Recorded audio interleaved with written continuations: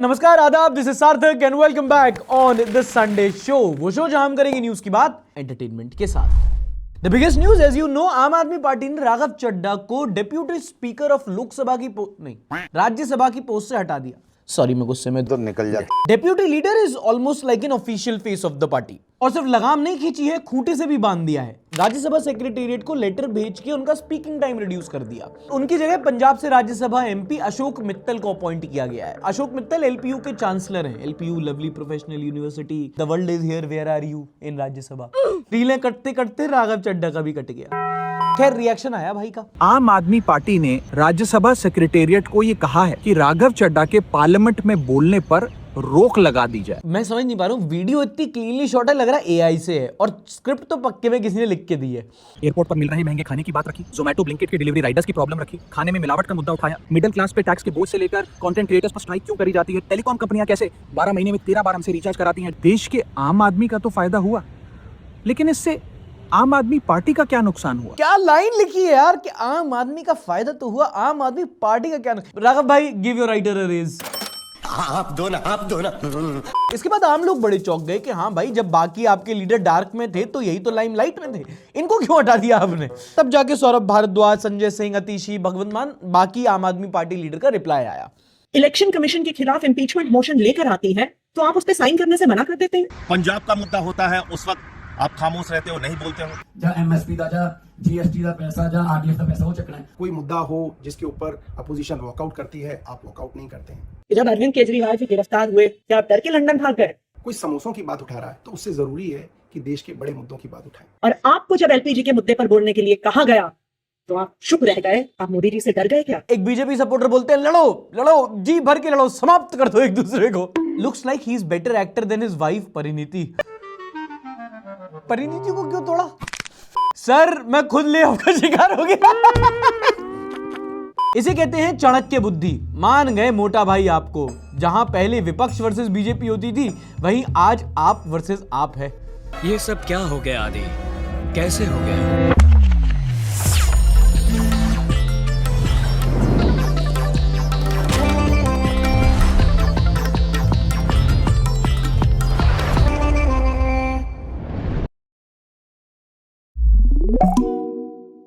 अब यहाँ पे ना तुम्हें थोड़ा लीमन पर्सपेक्टिव से समझाता हूँ। तुम्हें लग रहा होगा यार, राघव चड्ढा को क्यों हटाया, ये तो जनता के मुद्दे उठा रहा था, काफी ज्यादा छाया हुआ था, आम आदमी पार्टी को नए लीडर की जरूरत थी। अब हो सकता है तुम थोड़ा सरप्राइज हो जाओ सुन के, पर ये आज ना कल होना ही था। दबे दबे मुंह ये बात थी कि राघव चड्ढा पहले एक थोड़ा सा अपना प्रोफाइल बढ़ाएंगे, आगे जाके बीजेपी ज्वाइन कर लेंगे। इनफैक्ट जब केजरीवाल रिहा हुए थे और मनीष सिसोदिया किसी के साथ इंटरव्यू हो रहा था, उन्होंने पूछा कि अरे राघव चड्ढा अभी तक चुप रहे, उन्होंने कहा उनको भी हम देख लेंगे। तो सबको पता था कि एक ना एक दिन तो लगाम खींचने वाली है। आम आदमी पार्टी ने रीजन दिया है कि भैया आप पार्टी लाइन फॉलो नहीं करते। जब हमारे पूरे पार्टी के लीडर को अरेस्ट किया गया, आप कहीं अवेलेबल नहीं थे, आपकी तरफ से एक आवाज नहीं उठाई गई। जब आप लंदन में आंख बनवाने चले गए, हमारी पार्टी की मां की आंख हो रखी थी। बीजेपी हमारे लीडर को उठा लेती है, आप उनके खिलाफ सवाल नहीं उठाते। और दूसरा रीजन जो तीसरी पार्टी दे रही है कि राघव चड्ढा का ना स्टैचर जो है, जो उनका कद है, वो पार्टी में बढ़ रहा था और केजरीवाल अपने अलावा किसी को नहीं चाहते उठना। पहले भी तो इतने सारे लीडर थे, प्रशांत भूषण, कुमार विश्वास, योगेंद्र यादव, सबको पार्टी से निकाल दिया गया। तो अगर आप केजरीवाल की पार्टी में केजरीवाल से ऊपर जाओगे तो आपको निकाल दिया जाएगा। जब आप एक ऑर्गेनाइजेशन के अंदर उसके फेस से ज्यादा सक्सेसफुल होने लगते हो तो उसको इनसिक्योरिटी हो जाती है। Tried and tested. इनफैक्ट सिर्फ आम आदमी पार्टी की बात नहीं है, कांग्रेस के बारे में भी यही बोला जाता है कि सचिन पायलट, शशि थरूर, राहुल गांधी से ऊपर नहीं जा पा रहे। बीजेपी की अटापी वटापी सिचुएशन तुम्हें पता ही है। Oh my God! पर क्या राघव चड्ढा जनता के मुद्दे उठा रहे थे? क्या उनकी पार्टी को लगता है कि जो वो मुद्दे उठा रहे थे वो जनता के मुद्दे नहीं थे, वो अपने मुद्दे उठा रहे थे क्योंकि उनको अपना उठा। Pure politics. अब यहाँ पे दोनों पर्सपेक्टिव हैं। क्या राघव चड्ढा को आम आदमी पार्टी ने टारगेट किया या ये खुद बीजेपी को टारगेट कर रहे थे? दो सवाल हैं। एक, अगर आप राघव चड्ढा को सपोर्ट कर रहे हो कि ये जनता के मुद्दे उठाते थे, तो सोचो अगर आम आदमी पार्टी इनको राज्यसभा नहीं भेजती तो क्या वो मुद्दे उठा पाते जो उठा रहे थे? और ये अगेंस्ट पार्टी लाइन जा रहे थे, ये बात कहीं छुपी थोड़ी है। जब पार्टी के लीडर अरेस्ट हुए तब इनका कोई अता पता नहीं, रिहा हुए, एक ट्वीट नहीं किया गया। आपने अपने मुद्दे उठाए, ठीक है, लेकिन जो पार्टी के इंपॉर्टेंट मुद्दे थे उन पे आप चुप रहो, बीजेपी को सॉफ्टली सपोर्ट करो। तो अगर वो कह रहे हैं कि आपने ऑर्गेनाइजेशन से गद्दारी की तो गलत तो नहीं कह रहे हैं। एंड दूसरा सवाल टू दिस आम आदमी पार्टी के लीडर जो कह रहे हैं कि आप जनता के मुद्दे नहीं उठा रहे थे। देखो तुम्हारी पर्सनल पॉलिटिक्स एक साइड, ठीक है, तानाशाही बढ़ रही है, एजेंसी का गलत इस्तेमाल हो रहा है, वेस्ट बंगाल में इलेक्शन चोरी हो रहा है, पर जो वो मुद्दे उठा रहा है उनको इनवैलिडेट करने वाले आप कौन होते हो? आप एज ऑपोजिशन पता है हारती क्यों हो बार बार? कोई पॉलिटिकल कंसल्टेंसी नहीं बता पाएगी, आओ मेरे साथ चलो आजादपुर मंडी के किसी दुकानदार से बात करा के नॉर्थ कैंपस के किसी स्टूडेंट से बात कराता हूं। आप जनता के मुद्दे उठाओगे कब, समझ ही नहीं पाते आप। ठीक है वो आदमी पीआर कर रहा है, पर पीआर भी सही मुद्दों पे कर रहा है, तभी तो जनता सपोर्ट कर रही है। आप चाणक्यपुरी के अपने बंगलों से बाहर निकलो तब आपको समझ में आए कि इलेक्शन कमीशन हैक हो रहा है, बीजेपी इलेक्शन चोरी। जनता को ज्यादा फर्क नहीं पड़ता इन मुद्दों से, ठीक है, न्यूज 18 पे रात को डिबेटें हो जाएंगी इससे, लेकिन अगर 399 का रिचार्ज न कराऊं उसमें तो अगले महीने मेरी इनकमिंग काट दी जाती है, मैं बात नहीं कर पाता किसी से। और 399 मेरे लिए छोटी रकम नहीं है, ये है मेरे लिए मुद्दा। अगर राघव चड्ढा नहीं उठा रहे तो तुम उठाओ, हम तुम्हें सपोर्ट कर देंगे, पर मुद्दे इनवैलिडेट तो मत करो। लैंड अपोजिशन नो ये मैं बस फ्लो में लिख देता हूं बाद में रियलाइज होता है ज्यादा लिख दिया। और अगर इतनी बात समझ में नहीं आ रही तो खेलते रहो ईसी कमीशन हैक वैक, वो बिना ईसी के भी बीजेपी जीतती रहेगी, क्योंकि एज ऑपोजिशन आप जनता को समझ ही नहीं पा रहे हो। अंग्रेजी में कहावत है ना, a known enemy is better than an unknown friend. पता नहीं कहावत है कि नहीं, बट कूल बहुत लगा मुझे बोलने। अच्छा, चड्ढा के अलावा दूसरे एक जो लाइमलाइट में थे वो थे गोयंका। ये है संजीव गोयंका, आरपीएसजी ग्रुप और लखनऊ सुपर जायंट एलएसजी के मालिक। इसके पहले राइजिंग पुणे सुपर जायंट्स भी इनकी थी, RPSG LSG, Sanjiv Goenka. I get it? ये पहले ऐसे टीम ओनर हैं जो कभी कभी प्लेयर्स से ज्यादा पैशनेट दिखते हैं। 3 तारीख को एकाना स्टेडियम में लखनऊ सुपर जायंट्स का एक मैच था जो वो हार जाते हैं। उसके बाद पोस्ट मैच इनकी क्लिप वायरल होती है जहां पे ये ऋषभ पैंट की पैंट उतार रहे थे, मेटाफोरिकली कहने का तरीका एक बस, जिसके बाद पूरा इंटरनेट इनके पीछे टूट पड़ा। क्यों बताता हूं थोड़ी देर में। ललित मोदी का ट्वीट पढ़ो तुम। You materially and consistently and consciously bring IPL into disrepute as you are a poison to the game and its integrity and its ecosystem, its fans and importantly the players. You are toxic. Stay in your factories. भाई मतलब बर्तन की तरह धो दिया भाई। और ललित मोदी इतना नॉनशलांट खुद ट्वीट नहीं किया, और भी लोग जो गाली दे रहे थे उनको भी रीट्वीट मार दिया। पैब्लो एस्कोबार लिखते हैं, corporate bosses love the spotlight whether boardroom और broadcast. Goenka's animated chat with Rishabh Pant felt less like support, more like a lecture. Deja vu from KL Rahul days or even the MS Dhoni days.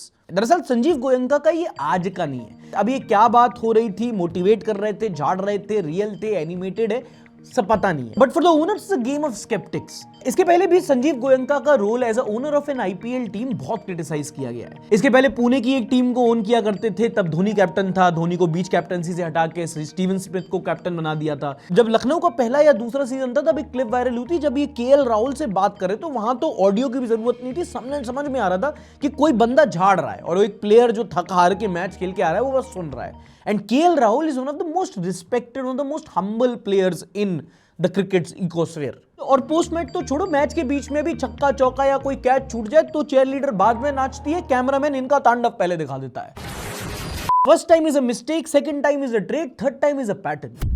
ठीक है आप आओ support करो, लेकिन अगर team हार जाए, अच्छा परफॉर्म, थोड़ा एक ग्रेस भी दिखाना होता है ना। आप एक लीग के ओनर हो, फैक्ट्री थोड़ी चला रहे हो आप। और छोटी उम्र छोटा मुंह बड़ी बात मालिक, कहीं भी कर लो, क्रिकेट में तो मत करो। इंडिया में क्रिकेटरों को लोग बाप मानते हैं, अपना नजरों में मत चढ़ो। उसके बाद आप कितनी भी पीआर कर लोगे कोई फर्क नहीं पड़ता। Didn't they teach you manners in school, GD Goenka? What is this behavior? Stay in your limits. Please explain in the next video how politics is affecting the Indian cricket. Is it just because the president of BCCI is the son of a politician? भाई उसने तो कितना काम कराया, काम तो कराया तो उससे क्या मतलब होता है? मतलब ये क्या ये क्या ने ऐसे तो आलिया भट्ट ने बहुत ज़्यादा पिक्चरें बना दी हैं, बहुत ज़्यादा हिट्स दे दी हैं, तो क्या वो नेपोटिस्टिक नहीं है? एनीवे, मैंने जब बोला कि इंडिया में पॉलिटिक्स है तो इसका मतलब सिर्फ बीसीसीआई की बात नहीं है। इवन स्टेट बोर्ड्स पे तुम देखोगे, ये जो Gujarat, UP, Madhya Pradesh state cricket association होती है, इनको तुम देख लो कौन हेड कर रहा है, ठीक है। और जयशाह तो इस टाइम पे बीसीसीआई भी नहीं है, आईसीसी में। मध्य प्रदेश क्रिकेट एसोसिएशन का प्रेसिडेंट किसको बनाया गया अभी तुम्हें पता है? ज्योतिराज सिंधिया के बेटे को। बल्ला नहीं पकड़ते देखा मैंने उसे जिंदगी में कभी। ये होता है अभी से नहीं, पहले बहुत पहले के टाइम से हुआ चला जा रहा है। गौतम गंभीर बहुत अरुण जेटली के क्लोज माना जाता था। Okay, next news is quite serious. इस हफ्ते एक आईएएस ऑफिसर का रेजिग्नेशन काफी ज्यादा चर्चा में रहा। उत्तर प्रदेश कैडर के आईएएस ऑफिसर रिंकू सिंह राही, इन्होंने हाल ही में अपने पद से रिजाइन कर दिया। क्यों? क्योंकि सिस्टम इन्हें ईमानदारी से काम नहीं करने दे रहा था। ये अपनी पोस्टिंग के पहले ही दिन डिस्ट्रिक्ट में फेमस हो गए थे। इन्होंने देखा कि एक वकील खुले में पेशाब कर रहा है, तो इन्होंने उसको झाड़ दिया। तो सारे वकील आके बोलने लगे कि पब्लिक टॉयलेट गंदी है तो क्या करें, खुले में ही तो पेशाब करेंगे। हाँ, वकीलों को तो सिविल लॉ की कदर है, सिविक सेंस की थोड़ी, कि गंदा है तो खुले में ही करेंगे। उन्होंने इससे उठक बैठक लगवा दी थी। आईएएस बनने से पहले ये पीसीएस थे। 2009 में उन्होंने लगभग 100 करोड़ का स्कैम एक्सपोज किया था, तो माफिया ने उनको गोलियां मारी थी। उसके बाद इन्होंने डिसेबिलिटी कोटे से आईएएस बने थे। फिर जब आईएएस बने तो काम नहीं करने दे रहे लोग, और लोग कहते हैं करप्शन हमारे सिस्टम का ऑयल है, और यही सिस्टम को ना स्मूथली फंक्शन नहीं करने दे रहे थे। तो यूपी रेवेन्यू बोर्ड ने पिछले साल जुलाई से अटैच्ड पोजीशन पे रखा था, मतलब क्योंकि आईएएस को नौकरी से निकालते ना, तो रखा है कि भैया आप रहो, आप काम पे मत जाओ, सैलरी आपको मिलती रहेगी। इसी को कहते हैं सिस्टम।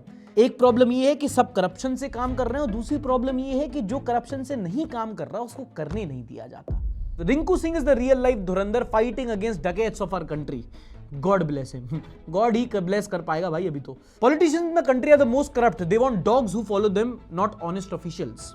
ऑनेस्ट ऑफिशियल ज्यादा अभी तुम भाई इक्वली तो नहीं कहेंगे, बट एक सब्सटैंशियल पावर और इन्फ्लुएंस होता है ब्यूरोक्रेसी और जुडिशरी के पास, और इनमें भी खूब मामले चलते हैं, ज्यादा क्रिटिसाइज नहीं कर सकते। तुम छोड़ो, मैं नहीं बोल पाऊंगा, मेरे वीडियो टेक डाउन करा देंगे। Honesty is overrated. What you need is bureaucrats that can get good things done quickly and that at a reasonable price. ये देखो, रीजनेबल प्राइस क्या होता है तेरी। तुम जैसे लोग अगर देश में हो ना, जिनको पॉलिसी इंप्लीमेंटेशन और वी मार्ट से चड्डी खरीदने में डिफरेंस नहीं पता, कुछ नहीं हो सकता। रीजनेबल प्राइस क्या होता है बे? He should not resign. He should fight the odds within by being within. कहने मेरा ट्वीट तो बहुत अच्छा कर दो आप। ईमानदारी जैसा क्राइम इंडिया में, इससे बड़ा पाप क्या होगा?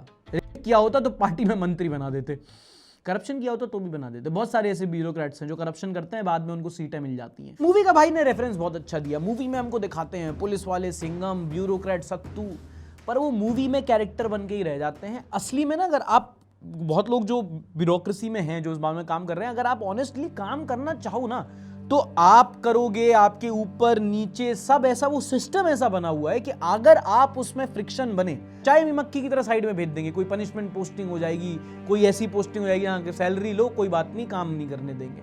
तो क्या करेगा इंसान? तभी इतनी बार लोग सिस्टम को क्रिटिसाइज करते हैं, क्योंकि आदमी घुन की तरह पिस जाता है इसमें। तो अब तुम बोलोगे पूरी न्यूज बता दी, इसमें जोक नहीं बताया। जोक ये है कि यूपीएससी में एक सब्जेक्ट होता है जिसका नाम होता है एथिक्स।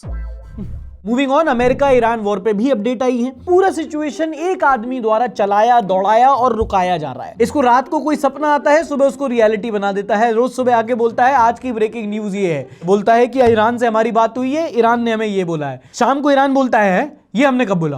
अभी इस हफ्ते खबर आई थी कि ईरान ने अमेरिका का एक फाइटर जेट गिरा दिया है, और जो पायलट्स हैं उनको कैप्चर करते इसके पहले अमेरिका ने उनको बचा लिया। Now that is not very substantiated to this point.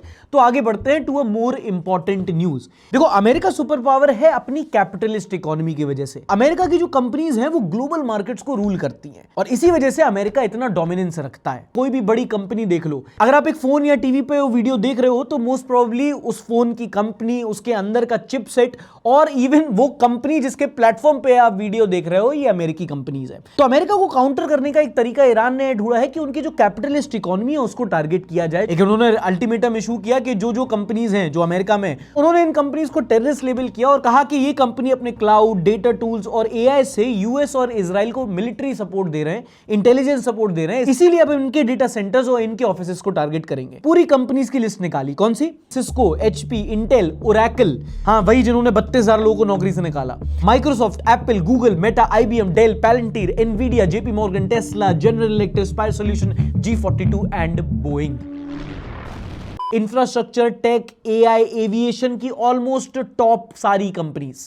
They literally just listed the top holdings of every ETF on the planets. That's not a threat list, that's a portfolio. Portfolio की तो बात मत कर भाई, इतना लाल हो रखा है, कभी कभी ऐसा लगता है मैं कम्युनिस्ट हूँ। लाल सलाम। At least they give warning. America and Israel just kill innocent people. Iran से पूछना चाहता हूँ, इनके ऑफिस उड़ा भी लोगे तो क्या फायदा, ये फिर भी वर्क फ्रॉम होम कराएंगी। But on a serious note, ये ईरान का एक तरीका है, साम दाम दंड भेद, कि हम इन कंपनीज पे प्रेशर करेंगे, और ये कंपनीज क्योंकि अमेरिका की इकोनॉमी चलाती है, ये अमेरिकन सरकार पे प्रेशर करेंगी। वहां पे ट्रंप भैया अपने ही अलग नशे में, कह रहे हैं कि ईरान सीज फायर चाहता है, हम लोग कह रहे हैं कि नहीं तुम स्ट्रेट ऑफ हॉर्मुज छोड़ो वरना हम सीज फायर नहीं करेंगे, हम कंट्रोल कर रहे हैं, हम चाहे तो 2-3 दिन में खत्म कर दें वॉर। और ईरान कह रहे हैं नहीं भैया ये तो झूठ बोल रहा है, ऐसी कोई बात नहीं हुई। चाहे कितना भी बड़ा दुनिया का कलेश हो, होता वैसे ही है जैसे हमारे घर की लड़ाइयां, वो तो हमारी अच्छा ही है ना, तो बहुत जाई तो हमें सुबह शाम बुरा भला बोले, हम बोले तुम बोली।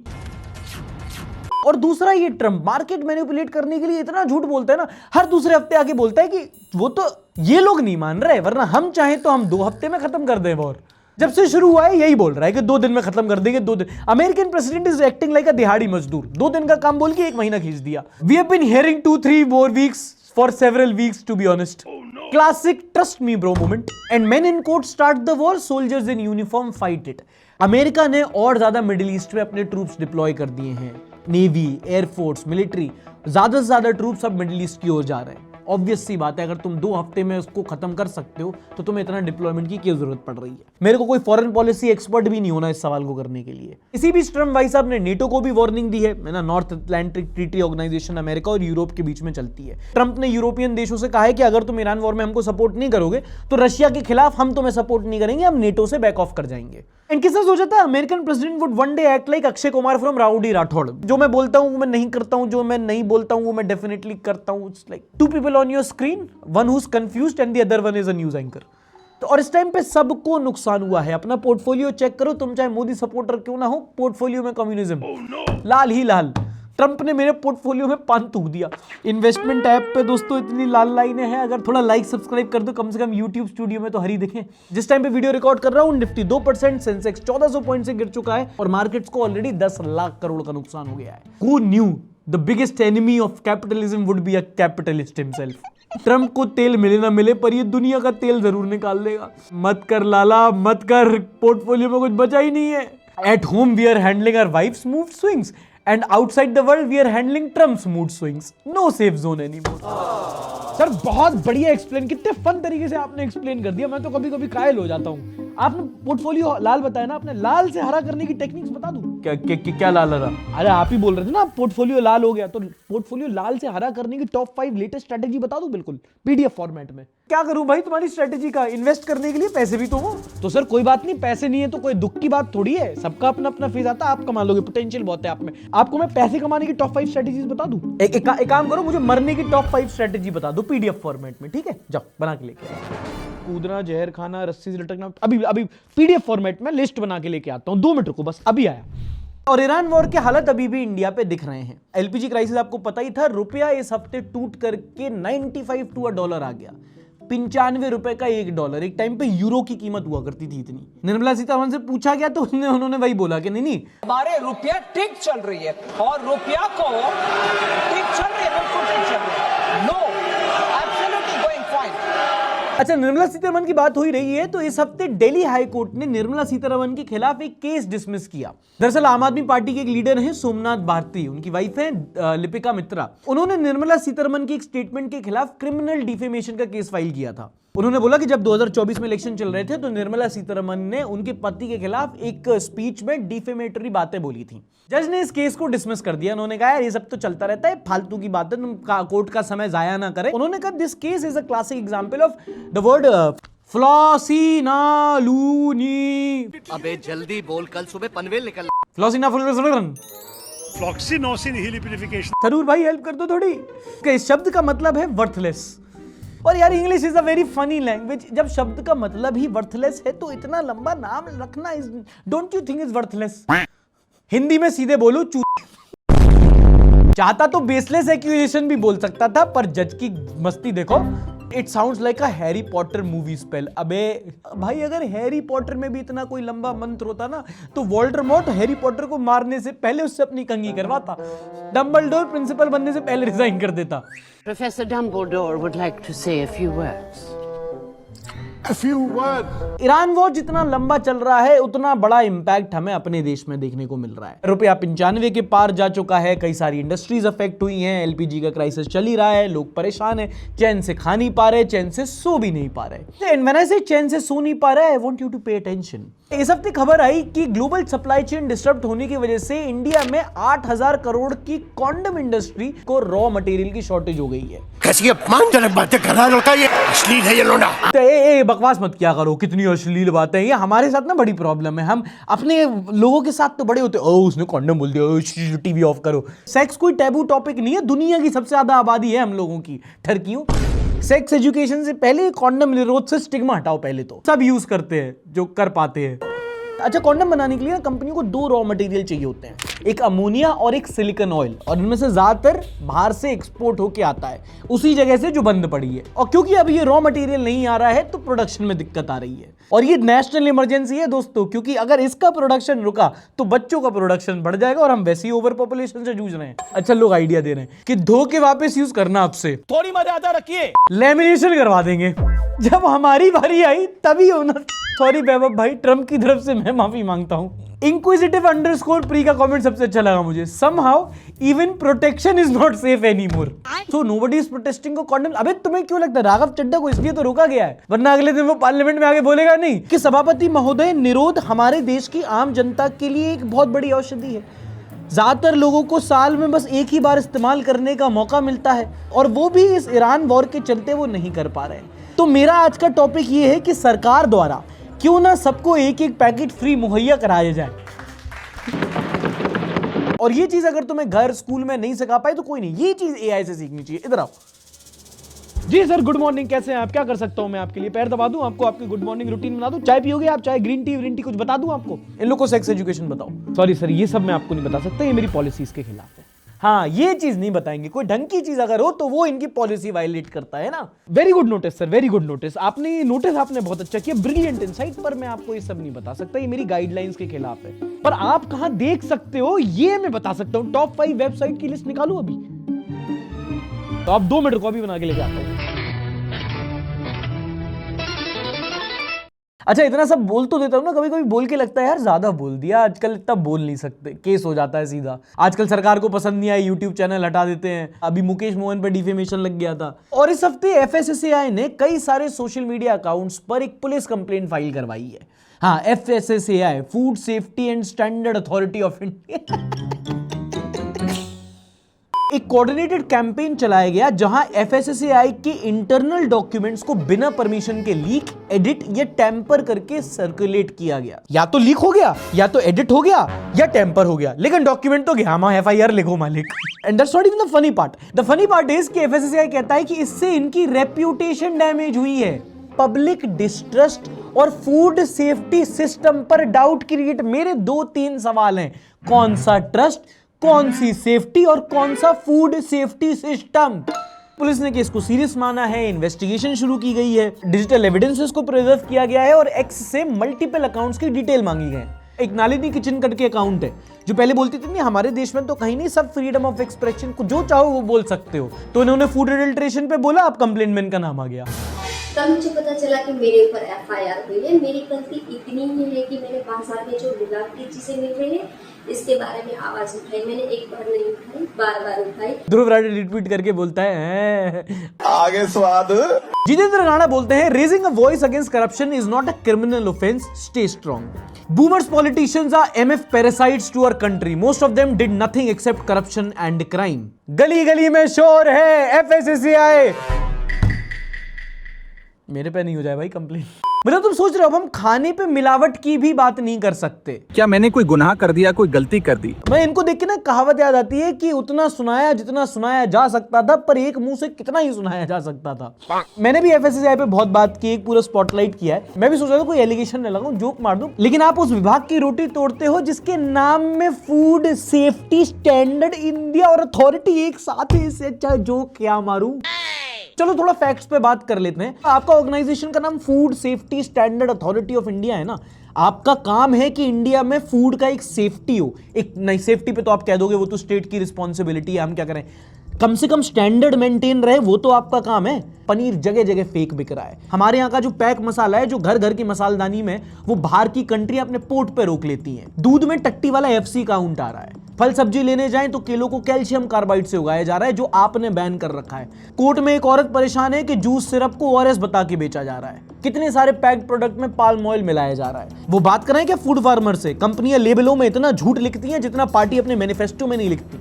बाहर का खाना, घर का खाना, पैकेट खाना, खुला खाना, लोग खाने से डर रहे हैं कि भाई पता नहीं किस में क्या मिलावट से बीमार पड़ जाए, और बीमार पड़ जाए तो और दिक्कत, क्योंकि हमारे यहाँ तो दवाइयों में भी मिलावट है।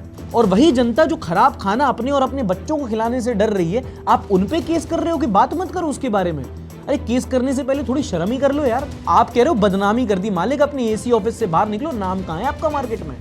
एड्रेस कहाँ है इनका? FSSAI कहाँ रहते हैं ये? ओ डिल्यूजन। अच्छा, इस हफ्ते एक इंटरेस्टिंग न्यूज आई इलाहाबाद हाई कोर्ट से। अब कभी भी with in a married setup कोई एक्स्ट्रा मैरिटल अफेयर में पकड़ा जाता है तो हम लोग सोचते हैं तो इसने गलत किया, इस पे तो सजा होगी, इस पे तो केस होगा। एंड यूर राइट, ये मोरली भले ही गलत हो पर ये पनिशेबल नहीं है। दरअसल इलाहाबाद हाई कोर्ट में एक केस चल रहा था शाहजहानपुर का, जहां पर एक मैरिड आदमी अपनी गर्लफ्रेंड के साथ लिव इन में रह रहा था जबकि उसका डिवोर्स नहीं हुआ था। मतलब घर पे पत्नी थी और फ्लैट में गर्लफ्रेंड। घोड़ों को नहीं मिल रही घास, गधे खा रहे चवन। जली ना, तेरी भी जली। जब औरत को पता चला कि पतिदेव तो सौतन बिठाए हुए हैं तो वो कहती है तुमने मेरे साथ गलत किया और उसके खिलाफ कोर्ट केस कर देती है। पर कोर्ट उनका केस नदारद कर देता है और कहता है कि मोरालिटी और लॉ अलग अलग चीजें। दो अडल्ट अगर अपनी मर्जी से, मतलब शादीशुदा है, वो अलग बात है, पर अगर वो एक कंसेंटिंग अडल्ट है और दूसरे किसी कंसेंटिंग अडल्ट के साथ अपनी मर्जी से लिव इन में रह रहा है तो कोर्ट उसके बारे में कुछ नहीं कर सकता। वो उसके कानून के दायरे में नहीं आता क्योंकि कानूनन वो कुछ गलत नहीं कर रहा। अगर वो मारता पीटता है तो आप डोमेस्टिक वायलेंस का, दहेज का है तो दहेज प्रथा का केस है, दूसरी शादी करता है तो हिंदू मैरिज एक्ट में उसके खिलाफ कानून है। लेकिन अगर अय्याशी कर रहा है तो मैडम आप किचन में सजा दो उसको, कोर्ट में तो नहीं मिलेगी। कमेंट्स पढ़े जाएं क्या? Seems like judge is married and has a girlfriend as well. These kind of laws are ruining our culture. Should be stopped. Again, culture के खिलाफ जाना कानून के खिलाफ जाना नहीं है, यही तो कोर्ट बोल रहा है। Judge is an affair. That's why लोग जज साहब के लिए कि भाई तू इसको सपोर्ट, तेरी भी है ना। कौन है ये लोग, कहां से आते हैं? On a serious note, this case reminds us कि हमारे देश में मोरालिटी और लीगैलिटी को अलग अलग रखा गया है। अगर कोई इंसान वो गलत काम कर रहा है तो वो मोरली गलत हो सकता है, पर क्या वो कानूनन अपराध है? क्या उसके खिलाफ कोई कानूनन प्रावधान है? It could be having a drug, it could be keeping a weapon, but not keeping a side चिक। दिल्ली हाई कोर्ट की बात कर रहे हैं तो एक और ऑर्डर आया है, उसके पहले एक ट्यून सुनाता हूं।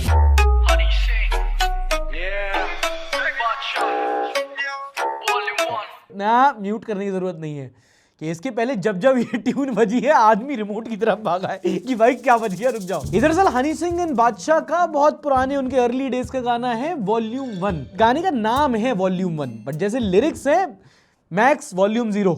जो नूरा फतेही का भी आया था ना, अगर वो नाला है तो ये गाना गटर। इतने गंदे, वाहियात, घटिया, वुमेन ऑब्जेक्टिफाइंग लिरिक्स थे इसके। और आज का नहीं, यहाँ से 10-15 साल पुराना गाना है। लेकिन इस हफ्ते दिल्ली हाई कोर्ट ने इस गाने को बैन कर दिया है ऑफिशियली। ना सिर्फ गाने को बैन किया है पर स्पॉटिफाई, यूट्यूब, इंस्टाग्राम, जिस भी सोशल मीडिया प्लेटफॉर्म पर डला है वहां से इसके क्लिप्स भी डिलीट करने को बोला है क्योंकि इस गाने के लिरिक्स गंदे हैं, ये गाना वाहियात है और इससे हमारे देश की नई जनरेशन पे बुरा असर पड़ेगा। बहुत अच्छा डिसीजन सर, पर आपको नहीं लगता आपने डिसीजन थोड़ा जल्दी ले लिया? क्योंकि जिन बच्चों पे आप बुरा असर पड़ने की बात कर रहे हो वो उसको सुन चुके हैं और अब उनके भी बच्चे हो चुके हैं। वैसे यूजुअली कुछ अडल्ट कंटेंट चल जाए तो बच्चा पापा से छुपाता है, लेकिन ये उस टाइम का गाना है कि पापा बच्चे से छुपाएं। और इस 3 मिनट के गाने को 15 साल बाद कोर्ट ने फाइनली अब बैन किया है। So they played the whole song in court. When lakhs of cases are pending, they chose to act on this one. लो, पहला ऐसा अच्छा डिसीजन है जिसको कोई सपोर्ट नहीं करना चाह रहा। अब बैन करके क्या फायदा, अब तो याद हो गया। लेकिन पता है ये गाना एक मामले में और अलग है। तो हनी सिंह और बादशाह के 2 कैटेगरी के गाने होते हैं, एक जिसमें वो क्रेडिट के लिए लड़ते हैं और एक जिसमें वो क्रेडिट से बचते हैं। ये दूसरी कैटेगरी का है। Volume 1 volume 2 was not a song. भी वो गाना मेरा नहीं है, but I would still want to say देर आए दुरुस्त आए, क्योंकि ऐसे गाने जिसमें इंसिनुएशन नहीं होता, बस वल्गर, घटिया, वाहियात लिरिक्स होते हैं, इससे बहुत गंदा माइंडसेट पर असर पड़ता है। क्योंकि वो चीज जो गलत है, जो गंदी है, जो घटिया है, वो समाज में हमेशा रहेगी, पर इन गाने से जब वो पॉप कल्चर में आती है तो वो नॉर्मलाइज हो जाती है। इसका एक और एग्जांपल बताता हूँ। अभी हाल ही में एक और वीडियो वायरल हुई, एक रिलीजियस रैली की थी। वहां पे एक ऐसा गाना बज रहा था, भारत में जो देशद्रोही हैं। तुमने भी सुना है ना वो गाना, तुम्हारी स्माइल बता रही है। ऐसे गाने, ऐसे भी वाहियात गाने और मार्केट में हैं। डिस्टर्बिंग ये है कि ये गाना एक पब्लिक रैली में बजाया जा रहा है जिसमें बच्चे नाच रहे हैं। तो उनके लिए वो चीज जो एक गाली है, जो उनके लिए सुनना बुरी बात होनी चाहिए, वो बोलने से बड़े डर जाए कि मम्मी पापा ना सुन ले। अब वो उसी पर मम्मी पापा के सामने सुन रहे हैं, नाच रहे हैं, तो वो नॉर्मलाइज होगी ना। मिशिका 729 पूछती है, कोर्ट ने वॉल्यूम 1 रोक दिया, पर क्या लोग सुनना बंद करेंगे? रियल चेंज तब होगा जब ऑडियंस टेस्ट चेंज करेगी, right? Interesting question. To be honest Mishika, I don't have an answer to this, you know. I would suggest आप इसको किसी ऐसे इंसान से पूछो जिसको बेहतर इस बारे में पता है। क्योंकि क्या अगर कोई चीज़ बैन हो जाए तो क्या उसको लोग देखना या सुनना बंद कर देंगे? इनिशियल लेवल पे तो उसका रीच उल्टा बढ़ जाता है कि क्या बैन हुआ, हम भी सुनेंगे, है ना। Over the period of time उसका एक्सेस थोड़ा कम हो जाता है। इसका क्लासिक एग्जाम्पल अगर आप कोरिलेट कर सकते हो तो आप कौन से कर सकते हो, इंडिया में बैन है, बट क्या वो देखी नहीं जाती? क्या वो लोग रेडिट पे नहीं या टेलीग्राम पे डाउनलोड नहीं करते? क्या वीपीएन लगा के लोग वेबसाइट एक्सेस नहीं करते? करते तो हैं। क्या उससे प्रॉब्लम सॉल्व हो गई? नहीं। प्रॉब्लम्स आप जैसे the problem of sex education और हाउ वुमेन आर ऑब्जेक्टिफाइड, वो वाली प्रॉब्लम तो आपने सॉल्व नहीं की। आपने बस लोगों से उनका एक एक्सेस छीन लिया, एक मतलब कहते हैं ना एक आपने एक फिजिकल बैरियर लगा दिया। वो बैरियर जो क्रॉस कर सकता है वो क्रॉस कर लेगा।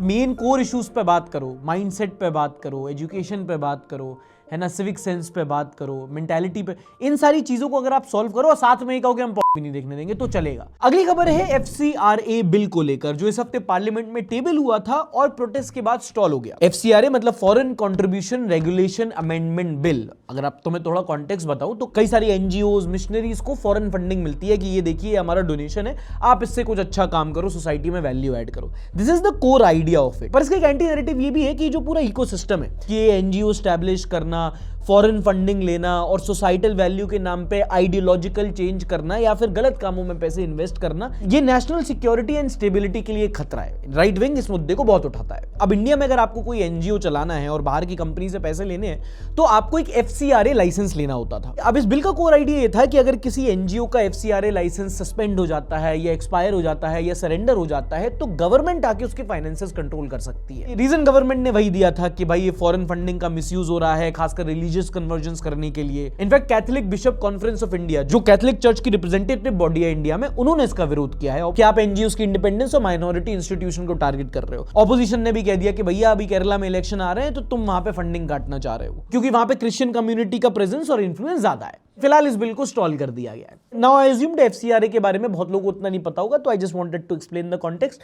फॉर अगेंस्ट वाला तुम इंटरनेट के गलियारों में देख लेना।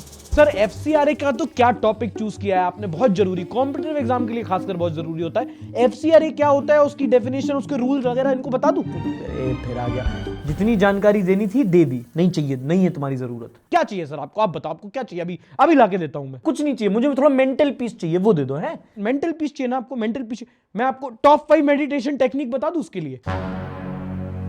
तुम्हारा पता नहीं दोस्तों, AI मेरी जॉब तो खा जाएगा किसी दिन। सर AI अगर जॉब खा जाएगा तो टॉप 5 ऑल्टरनेट जॉब्स की लिस्ट बता दूं? सर गुस्सा मत करो, गुस्से से स्ट्रेस होता है, आप थोड़ा काम डाउन होना चाहिए आपको काम डाउन होने की टॉप 5 टेक्निक्स बता दूं? इसी बीच पॉइंट ऑफ व्यू कमेंट करते हैं, जब कोई एक्टिविस्ट या सिटीजन गवर्नमेंट के अगेंस्ट बोलता है तो उसको एंटी नेशनल लेबल लगाना इतना इजी क्यों हो जाता है? लाइक सोनम वांगचुक, उमर खालिद। देखो उसको आपको डिस्क्रेडिट करना होता है एंड ये अभी की बात नहीं है। Every time you will speak against power, the easiest way to discredit you is to make you a villain in a sense कि आपको नेशनल सिक्योरिटी के अगेंस्ट बता दिया। दो फायदे होते हैं इससे, एक तो पब्लिक सपोर्ट चला जाता है, दूसरा आप ऐसे लॉज जैसे कि UAPA, सेडिशन, ऐसे लॉज इन्वोक कर सकते हो जिससे लीगली उनके पास कोई ऑप्शन नहीं बचता बचने का। और ये सिर्फ गवर्नमेंट की बात नहीं, it's about how power counters criticism. पहले के ज़माने में जो जिनको अभी हम शहीद भगत सिंह बोलते हैं, उस टाइम पे क्या थे? उस टाइम पे उनको आतंकवादी बोला गया था। क्यों? क्योंकि वो ब्रिटिश राज के अगेंस्ट जा रहे थे। तो बहुत मतलब ऐसी कुछ सोचने में ऐसा कुछ पता नहीं है, this is like tried and tested method of a playbook है ये। अगली बड़ी खबर आई नेपाल से, जहां पे माउंट एवरेस्ट में लगभग 200 करोड़ रुपए का इंश्योरेंस स्कैम पकड़ा गया। कैसे?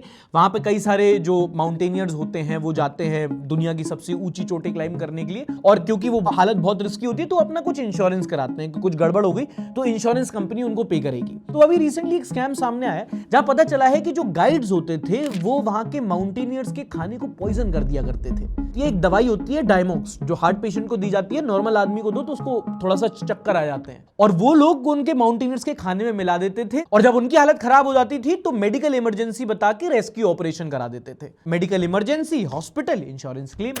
जोआना बोलती है, when people are blinded by self interest you can't imagine how vicious they can be. This is literally the only reason I have decided not to climb Mount Everest. हाँ भाई बिल्कुल, मुझे पता ये दवाइयों से दिक्कत है मुझे, वरना माउंट एवरेस्ट तो दौड़ के क्लाइम कर जाऊं। If the mountain doesn't do you, the Sherpas will.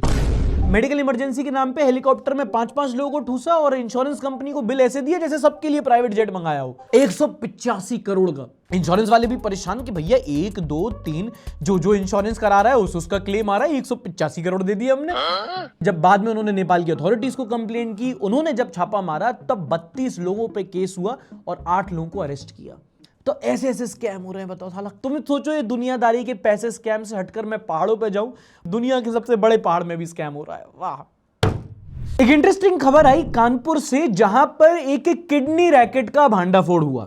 एक एमबीए स्टूडेंट ने पुलिस में कंप्लेंट लिखाई कि मालिक मुझे बहला फुसलाकर कुछ लोगों ने मेरी किडनी निकाल ली है और मुझे 50,000 रुपए भी नहीं दिए। तो पुलिस ने बोला 1 मिनट क्या मतलब, किडनी निकाली, 50,000 रुपए कहां से आए? तो पता चला कि ये पूरा रैकेट चल रहा था जहां पे लोगों से को टेलीग्राम पे अप्रोच किया जाता था जिन्हें पैसे की जरूरत होती थी, उनसे उनकी किडनी निकाल ली जाती थी 6, 7, 8, 10 लाख रुपए में जैसी डील हो, और आगे जाके उससे 50 लाख से 1 करोड़ रुपए में तक बेच दिया जाता था। लोग उनको को डर ना लगे इसलिए बोल दिया था कि अरे सुनो कोई दिक्कत नहीं है, अमिताभ बच्चन है उनकी भी एक किडनी है, अरे प्रेमानंद जी महाराज उनकी भी एक किडनी है, प्रेमानंद जी महाराज बनना है तुम विराट कोहली की नहीं, विराट कोहली तुम्हारे दर्शन करने आएगा, किडनी दे दो बस अपनी एक, और 10 लाख रुपए भी मिलेंगे। तो इस आदमी को यही बोला। अब दिक्कत क्या है कि इसको 10 लाख रुपए बोला था लेकिन इसको 9.5 लाख रुपए पे किए। तो उसने बोला कि हमारे साथ धोखा हुआ है, किडनी निकाल ली, 50,000 रुपए कम दिए उसके लिए, और पहुंच गया पुलिस स्टेशन, भांडा फूट गया पूरा। Imagine risking your life and still getting underpaid. TDS काटा होगा, हाँ, इनकम टैक्स भी लगेगा उस पर, अभी चिंता क्यों कर रहे हैं? गलत बात है यार, 30 से 35 लाख तो देने चाहिए। तो लोगों को क्राइम से प्रॉब्लम नहीं है, क्राइम का सही रेट नहीं मिल रहा उससे प्रॉब्लम है। इसमें दिक्कत क्या है? किडनी बेचना गवर्नमेंट को लीगल कर देना चाहिए, और क्या, सिर्फ लीगल नहीं करना चाहिए प्रतीक मेरे भाई, हर चौक चौराहे पे कचहरी के बगल में एक किडनी संस्था भी होनी चाहिए। अबे पागल, मैं गाली नहीं दे सकता, बट चलो कम से कम इसी बहाने पता तो चला कि मार्केट में किडनी का रेट क्या चल रहा है। मुझे पता ही नहीं था किडनी का ये रेट चल रहा है मार्केट में, मैंने तो आईफोन के चक्कर में बेच दी थी।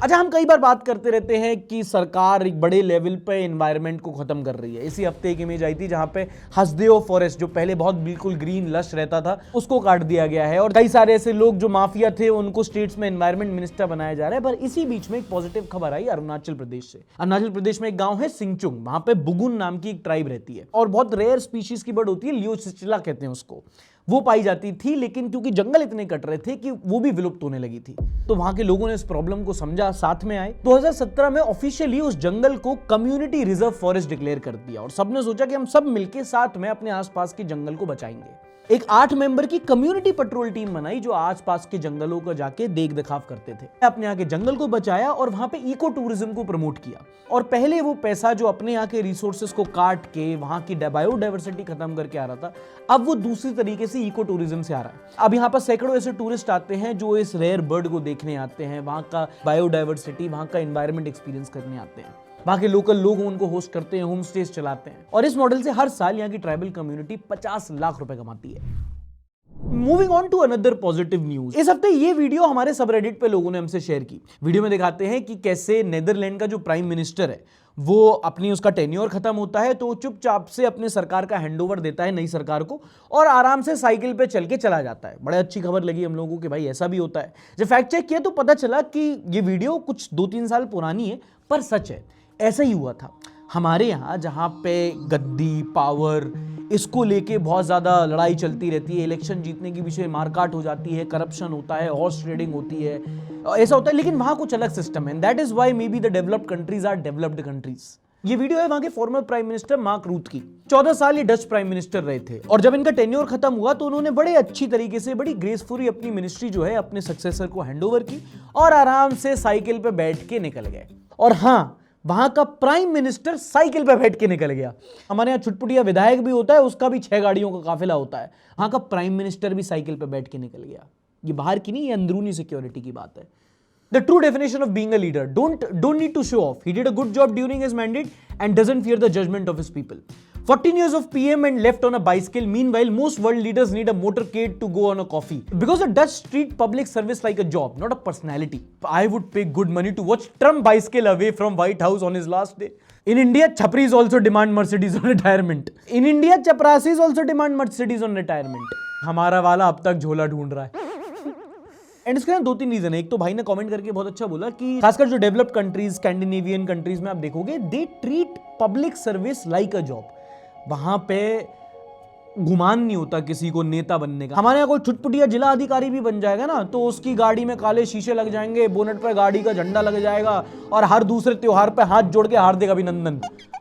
उनके ऐसा नहीं होता, दे आर वेरी हम्बल। अभी जब मैं जर्मनी में गया था तो वहाँ की जो फॉरेन सेक्रेटरी थी वो मिलने आए थे हम लोग से, तो साइकिल में ट्रैवल करके आई थी। तो 2-3 चीजें सीखने को मिली। एक तो उनमें घमंड नहीं है कि भाई हम साइकिल से आए, लोग क्या सोचेंगे, टॉर रुतबा वगैरह, वो सब चीजों से उठ चुके हैं। वो थोड़ा डेवलपमेंट के लेवल पे सोचते हैं। उनका टॉर रुतबा और सिक्योरिटी 4 पहिए मोटर गाड़ी डिसाइड नहीं करती।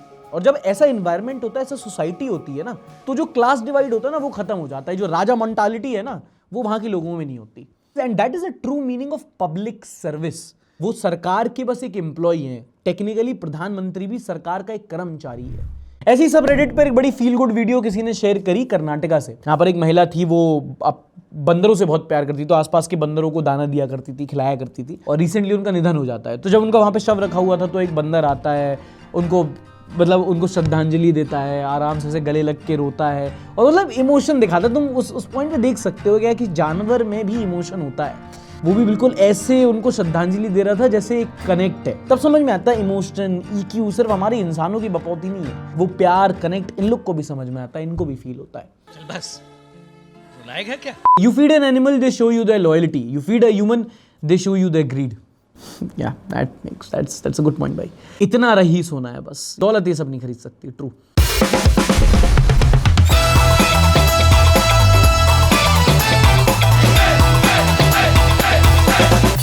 आप पानी की बोतल आपने खरीदी होगी, लेकिन अब एक नया इन्वेंशन हुआ है जब आप हवा की बोतल खरीद सकते हो। प्रदूषित दिल्ली में एक लड़का बोतलों में हिमाचल की साफ हवा बेच रहा है। तो देखते हैं क्या हवा बेच के पैसा कमा सकते हैं। मित्रों ये है अच्छे दिन। हवा फील करने के 50 रुपए और दो मोदी को वोट। इस सज्जन को क्या तकलीफ है भाई? नेक्स्ट टाइम पाद की हवा भी फील। अच्छा बाय द वे, थोड़ा और रिसर्च किया तो पता चला कुछ देशों में तो ये स्टार्टअप भी है। एक वाइटैलिटी एयर कंपनी है जो कनाडा की हवा इंडिया में बोतलों में पैक करके बेचती है। कनाडा की हवा बोतलों में पैक करके इतना हैसल क्यों करना? वहां बोतल पैक करो, फिर पूरा समुद्र के रास्ते यहां ले आके बेचो। इससे अच्छा अंबानी पाइपलाइन लगा देगा। गवर्नमेंट तक पहुंचनी नहीं चाहिए ये न्यूज भाई। पता चला एयर बॉटल्स बेचने के चक्कर में और ज्यादा एयर पॉल्यूशन करा दिया कि भैया वो अपने रिस्क पे आए। बस का खर्चा और बोतल का खर्चा, इन दोनों का इन्वेस्टमेंट मिला के लॉस ही हुआ तुम्हारा। अबे फेल हुआ था क्या तू इकोनॉमिक्स में? ये तो एयर प्योरीफायर का भी हो सकता है। और तुम हमारे देश की महानता देखो, इसमें भी स्कैम हो सकता है। रूम में एयर प्योरीफायर लो, एयर प्योरीफायर के अंदर वाली हवा पैक करके, किसको पता है हिमाचल से हवा आ रही है? लोग प्लेसिबो में सूंघ लेंगे। हवा, पानी, खाना, 3 बेसिक रिक्वायरमेंट होती हैं। I am first in my blood line जिसने तीनों को पैक होके बिकते देख लिया। आपने लोगों को अपनी एनिवर्सरी सेलिब्रेट करते देखा होगा, आपने लोगों को जन्म दिवस सेलिब्रेट करते देखा होगा, पर किसी को अपना मरण दिवस सेलिब्रेट करते देखा है? हाँ, ये हुआ इस हफ्ते यूपी के औरैया में, जहां पर एक 64 साल के व्यक्ति ने अपने जीते ही जी अपनी ही तेरहवीं ऑर्गेनाइज करा दी। बकायदा आमंत्रण पत्र है एक पूरा, जिसका नाम है जिंदा भंडारा। हमें जिंदा भंडारा कराने का सौभाग्य प्राप्त हुआ है। हम अकेले हैं, हमारा कोई नहीं है। भंडारे का समय, प्रसाद ग्रहण करने के लिए आप सादर आमंत्रित हैं। हमको अपनों ने लूटा, गैरों में कहां दम था, मेरी कश्ती वहां डूबी जहां पानी कम। शायरी भी कर रहा है आदमी। ये भी ठीक है।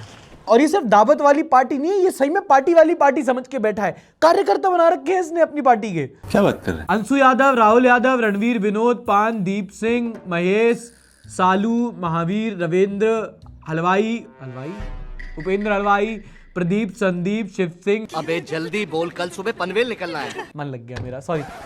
और इस भाई ने ऐसे इनविटेशन कार्ड छपवा के लगभग 1900 लोगों को दावत पे बुलाया। 1900 लोग, इतने लोग शादी में नहीं बुलाता कोई। और अगर तुम्हारे दिमाग में KRK की तरह सवाल आए लेकिन क्यों, तो इसने उसका रीजन भी दिया है कि इसकी माँ बाप है नहीं, बहन की शादी हो गई है, 64 साल का आदमी। तो इसने सोचा कि यार मैं मर गया और बाद में कोई प्रॉपर्टी डिस्प्यूट हुए, लोगों ने ढंग से कार्यक्रम नहीं कहा तो मेरी आत्मा देख नहीं पाएगी, इसलिए मैं खुद अपनी आंखों के सामने अपनी तेरहवीं करवाऊंगा। ये आदमी पागल कम कूल ज्यादा लग रहा है मुझे। ये बड़ी अच्छी बात कही आप। गंगूलैंड still churns out Premchand stories. हाँ, प्रेमचंद की में होती थी ना, एक प्रेमचंद की कौन सी कहानी है वो, कफन।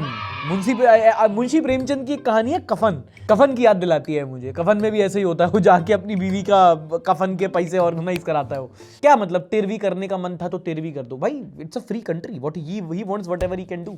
सोचो अगर किसी को पता ना हो, वो आ जाए 13वीं पे, एक्टिंग करने लगे कि भैया कितने भले आदमी थे, सबकी मदद किया करते थे, सबको उधार पे पैसे दिया करते थे, तो हाँ तेरे पे भी 500 रुपए उधार है, ला मैं ही हूँ। अच्छा, मीनवाइल इसी हफ्ते अप्रैल फूल हुआ। हाँ, जो फूल हुआ वो हुआ, तुमने मनाया? तुमने अप्रैल फूल के लिए सबसे घटिया कांड क्या किया है कभी? मम्मी को ही किया है मैंने कि हाथ बात कट गया कॉल से, तो वो परेशान हो रही है। मम्मी को तुमने बोल दिया कि हाथ कट गया मेरा। 1 अप्रैल को तुमने मजाक किया होगा, 2 अप्रैल को मम्मी ने खुद तोड़ दिए होंगे तुम्हारे हाथ के। साले झूठ बोलता है। ऐसे मत क्या करो यार कि मम्मी को फोन करके बोल रहे हो हाथ टूट गया। पापा को फोन करके बोलो पापा बच्चा हो गया मेरा एक। आपने भी कभी ना कभी अप्रैल फूल पे प्रैंक किया होगा, दोस्तों के साथ, घर वालों के साथ। ब्रेकअप हो गया, जॉब लग गई, रिजल्ट आ गया। लेकिन दुनिया में एक ऐसी भी जगह है जहां आपने अप्रैल फूल का मजाक किया और मजे मजे में पुलिस ने आके आपको सजा दिया। हाँ, वो कंट्री है यूएई, यूनाइटेड अरब एमिरेट्स। वो दुबई के नाम से जानते हो तुम लोग। वहां पे अथॉरिटीज ने इस हफ्ते वार्निंग दी कि अगर किसी ने अप्रैल फूल के नाम पे कोई झूठ फैलाया, कोई मिसलीडिंग पोस्ट डाला, कोई फेक न्यूज फैलाई, तो 1 साल तक की जेल और 22 लाख रुपए तक का जुर्माना हो सकता है। कि कल कोई बोल दे कि ट्रंप ने हमला बोल दिया है, वो दुबई की होटल की प्राइसेस गिर जाएं। हाँ? हमारे यहाँ होता है ये अप्रैल फूल है तो कुछ भी बोल दो, यहाँ अप्रैल फूल है कोई कुछ ना बोलो। चुप, बिल्कुल चुप। बट असली अप्रैल फूल किया सीबीएसई ने। तुम्हें याद हो कुछ टाइम पहले वो क्वेश्चन पेपर में क्यूआर कोड था जिसको स्कैन करके एक गाना खुलता था। अभी रिसेंटली सीबीएसई का हिस्ट्री का पेपर था जिसमें क्यूआर कोड था। क्यूआर कोड स्कैन करो, औरी की शक्ल देखो।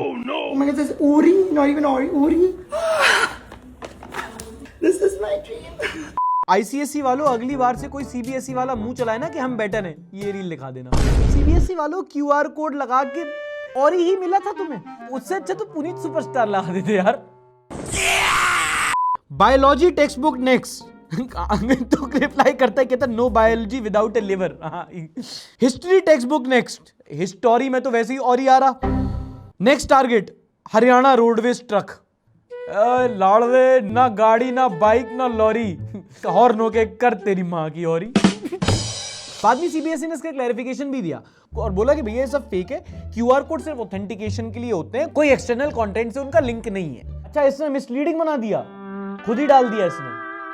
हाँ, तो सीबीएसई वाले अब इस पर डिफेमेशन नहीं करेंगे। क्यों सीबीएसई? हम लोग पे डिफेमेशन करोगे ना, उस पर थोड़ी करोगे। क्यों? क्योंकि उसके पास शौहरत है, पैसा है, गाड़ी है, दौलत है, जानवी कपूर की दोस्ती है। हमारे पास क्या है? हमारे पास स्पॉन्सर भी नहीं है, स्पॉन्सर भी नहीं है हमारे पास। शांत हो जा मेरे बच्चे, शांत हो जा। Okay, now memes reviewed with the team in the next segment. कोई आपसे प्यार क्यों करेगा? दुनिया खत्म है। When you are at a funeral and see a guitar next to you.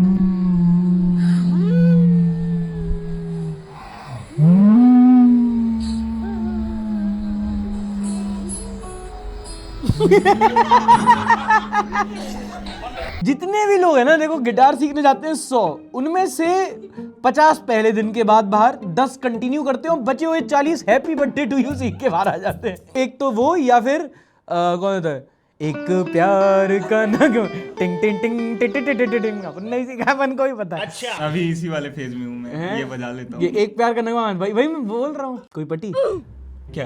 कोई पटी नहीं। तो गिटार तुम कोई अरिजीत सिंह के साथ प्लेबैक करने तो बजा नहीं रहे हो तो? अरे नहीं, अभी तो जाएंगे ना लोधी गार्डन वगैरह तो। ओ भाई, लोधी गार्डन तक पहुंच गया है। आपको पता है लोधी गार्डन में 2 चीजें ले जाना मैंडेटरी। एक तो बुक, हाँ। ये जो महंग आया था ना, हाँ। इसको मैंने ऐसा प्रिटेंड करा दिया कि लोधी गार्डन में बुक ले जाना ही होता है। अच्छा ठीक है, ठीक है। गिटार लेके चले गए तो फिर बात ही होगी। ये कैन डू जनरेशन है। लेकिन सर बात तो स्पाइडर और स्पाइडरमैन की हो रही थी। स्पाइडरमैन को बुला लें, बैटमैन को बुला लें, सुपरमैन को। बेटा याद रखना कि तुम स्पाइडरमैन बन सकते हो, सुपरमैन बन सकते हो, सब कुछ बन सकते हो, लेकिन नॉट हर मैन। सर कॉपी चेक करानी थी, रियलिटी चेक नहीं। ये कांटा देख रहे हो? ये देख रहे हो? When you go to a restaurant without checking the prices and you hear this banger.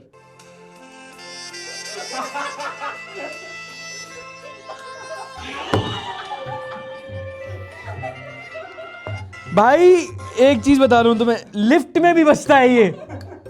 अमीर वालों की लिफ्ट में भी यही बजता है। And it's not from the speaker, speaker से ही तो बजता है। अलग से आके बजाते हैं। हाँ वो जैस का पूरा परफॉर्मेंस होता है ना। किसका? जैस परफॉर्मेंस। तुम मत जाना और कहना चिली पनीर ऑर्डर कर देना, कुछ ऐसा मेन्यू मत खोल देना उनका तुम। जैज वाले हिमालयन वाटर बोतल एट ₹680। अबे हाँ वो आती है वो हिमालयन की कांच वाली बोतल। भाई साहब उसको मैंने 1 साल तक रखा था बोतल को, एक बार पानी पी के तो आ गया मैंने कहा अब तो नहीं जाने दूंगा। कुछ गलत बोला क्या? Excuse me. हाँ जी, ये ट्राई रूम का है, क्या करना है? ये ट्राई करना है। डब विच घोड़ा रखदा ये जो गरीब हो ना आदमी। April fool, wait for the end. Hello Khushi, तूने कुणाल को आई लव यू बोला क्या? अरे वो तो मैं उसका अप्रैल फूल बना रही थी, उसने ज्यादा सीरियस तो नहीं ले लिया। सीरियस? अरे यहाँ क्या कर रहा है? बारात लेट हो गई, चल बैठ। बैठ लो पढ़ लो, वहाँ जाकर दहेज की बात मत करना, मैं खुशी का बहुत प्यार करता हूँ। हाँ चल बैठ। ये जब जब देखता हूँ ना मुझे वो याद आता है। तो किसी ने धूम देखी? धूम में वो नहीं होता, कोई भी लड़की दिख जाए सीधा 1 सेकंड में बच्चा शादी हो गई, तो पीली वाइफ पीछे ही रहती है, शादी हो गई, 2 बच्चे आ गए और फिर अभिषेक बच्चन आता है, सपने टूट जाते। बहुत गलत होता है। क्या नाम था उसका मूवी में? अली अकबर। अली अली अली अली अली। भारत में सबसे बढ़िया चीज क्या है अभी? तुम लोग बताओ अपने हिसाब से पहले, क्या है सबसे बढ़िया चीज? खाना। बाकी लोग भूखे मर रहे हैं। मुझे तो मोदी जी ही लगता है और कुछ नहीं लगता। Safe answer. Modi ji I love you. मेरा गाँव। मेरा गांव। अरे रे अरे भाई तुम माइक लियो तो बच जाओगे। बताओ क्या लगता है? योगी जी। भारत में सबसे अच्छा है संडे शो। या नाइस, थैंक्स यही सुनना चाह रहा था इसलिए पूछा था मैंने। बात तो सही है। बंगाली स्टीरियोटाइप्स। बंगाली लोग के बारे में क्या सुना है negative? Actually, I like Bengali. No, my boss is a Bengali. What is this oxymoron? Why is a Bengali person working? हाँ ये भाई बिल्कुल सही है। मुझे नहीं पता कि लोग क्या बोलेंगे। बंगाली लोग बहुत आलसी भाई। दोपहर में कोई काम ना करवा पाए इन लोगों से। 1 बजे इनका मांच भात होता है, 2 बजे ये मांच भात हो जाते हैं ऐसे आराम से कि चाचा से अगर तुमने चाय भी मंगा ली तो ऐसे बोलेंगे रुको, और फिर ऐसा लगा ऐसा अंगड़ाई लेते हैं जैसे आसाम से जाके खुद बगान से तोड़ के लाएंगे, पत्ती फिर बनाएंगे। बहुत आराम से हौले काम होता है यार। Is Kolkata in that sense like Mumbai और एमा बाकी कोठाए आरो चाय। ये ब्रिटिशर क्यों लग रही है मुझे? हेलो प्लीज, ये 5-4 का लड़का मेरा बैग लेके भाग रहा है। 5-4 किसको बोला? 5 फुट 10 इंच हाइट है मेरी। बोना दिख रहा हूँ क्या? सही बता। पहनना क्या है? अरे ट्राउजर के नीचे कैंची चप्पल पहनी है। चप्पल दिख रही है तुझे? नाइकी के ओरिजिनल स्लाइडर्स है। तेरे पूरे खानदान नहीं देखे होंगे किसी ने। कौन सी? अरे वो ठेकेदार वाली चप्पल पहना, बर्किनस्टॉक कहते हैं उसको। तो ये था इस हफ्ते का एपिसोड। शेयर करने से पहले लाइक करना मत भूलना। पसंद ना आए तो डिसलाइक भी कर सकते हो। और हाँ, बंगाल सीरीज के एपिसोड्स दोबारा आने शुरू हो चुके हैं। अभी हमने ममता बनर्जी पे एक एपिसोड डाला था। अगले हफ्ते हम लोग आरजी कर और हेमंता बिश्वा शर्मा पे भी एक एपिसोड डालने वाले हैं। तो वो अगर मिस नहीं करना हो तो एक बार इंश्योर कर लो सब्सक्राइब किया है ना तुमने। हाँ नहीं किया इसीलिए सिलेंडर की किल्लत आ रही है। Anyway, thank you for watching and thanks to all the members for supporting the channel. कोई न्यूज रह गई हो तो एज यूजुअल आप कमेंट सेक्शन में बता सकते हो। हम लोग मिड वीक एपिसोड में उसको कवर करने की कोशिश करेंगे। ध्यान रखो, tata, bye bye, take care and don't forget to like, subscribe and share. हाँ रिकॉर्ड तो क्या नहीं चल रहा है। देना जरा ब्लूपर काट के मेरे को। क्या ब्लूपर कंटेंट? क्या ये वर्ड डालना भाई ब्लूपर में? ऐसे डकारों कर मारता चल थोड़ी लगूंगा यार। एक एडिट बनाएंगे पूरे में ढकारों का एडिट। ब्लूपर में ऐसा कुछ नहीं ना, फ्लूट बजा रहा हूँ, कोई बहुत तगड़ी ट्यून आ गई, वो ब्लूपर है। वो थोड़ा स्टाइलिश ब्लूपर लगेगा। डकारों कर भाई, तुम तो डाल दोगे ब्लूपर में। लोग ट्विटर पे डालते हैं साला ये। लोग बोलेंगे भाई सार्थक भाई थोड़ा सा सुबह हक के बैठा करो। ये चीजें कमेंट आते हैं।